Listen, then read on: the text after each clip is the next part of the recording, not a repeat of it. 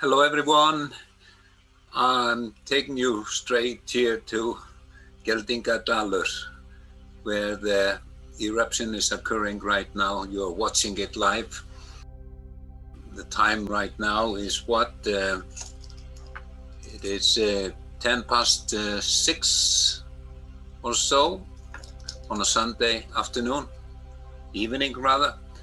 And even so, there are people down there, I can see them, that have made their way. This eruption is so special, not because it is big or spectacular, but it's so special for most Icelanders because that it is so close to where most of them live. And most Icelanders live in the Reykjavik area, in the greater Reykjavik area, and this eruption is so accessible. It is in Geldingadalur in the middle of the Reykjanes Peninsula.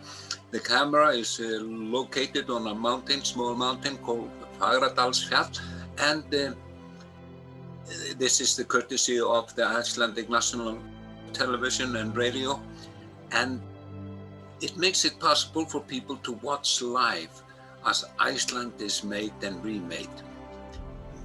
This is how Iceland, all of Iceland was made. Iceland is, of course, very volcanic country and highly seismically active. This eruption was, of course, like most eruptions, heralded by a series of earthquakes. People were quite getting enough of these earthquakes, and this is a relief. We haven't had many quakes since the eruption started. But Iceland in the making, definitely. All of the mountains and volcanoes in Iceland, all the mountains are created this way.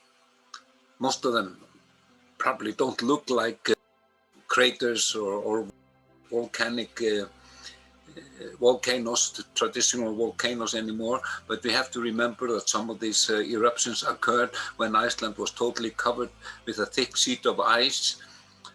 Iceland has been actually covered by glaciers for the past 2 million years. For most of it, we have had interglacial periods like we are going through now, but they haven't lasted long, 10, 12, maybe 15,000 years, and then ice has covered Iceland again. And many of the eruptions have occurred underneath the ice, and the glaciers has scraped them and shaped them into the form that they have today.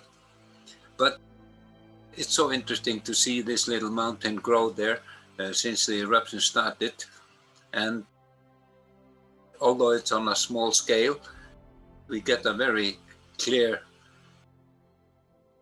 view and can perceive how the land is made.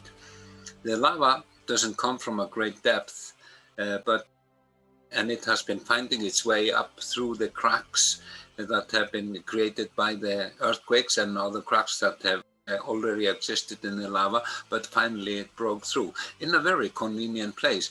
Although it is close to Reykjavik, it is far enough for Reykjavik not to be in danger, and something drastic and major has to occur for this to change. But nobody can tell how long this is going to last or whether it is going to change. It may, but it is not impossible.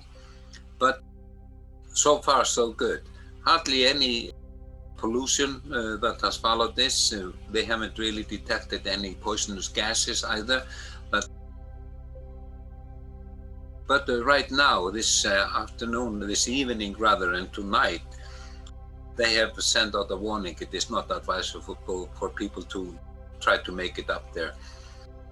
The weather is worsening, and new cracks and new fissures may open up, and they don't want people there in the night. And so, but it's going to be interesting and exciting to see how this progresses, and I fully intend to make my way up there, and then I will hopefully be there in person on site. If you like to follow me there,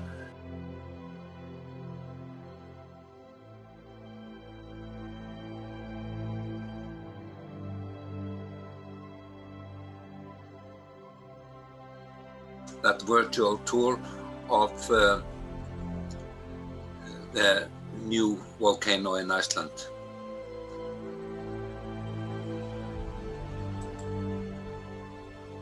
That's it for now then. Cheers.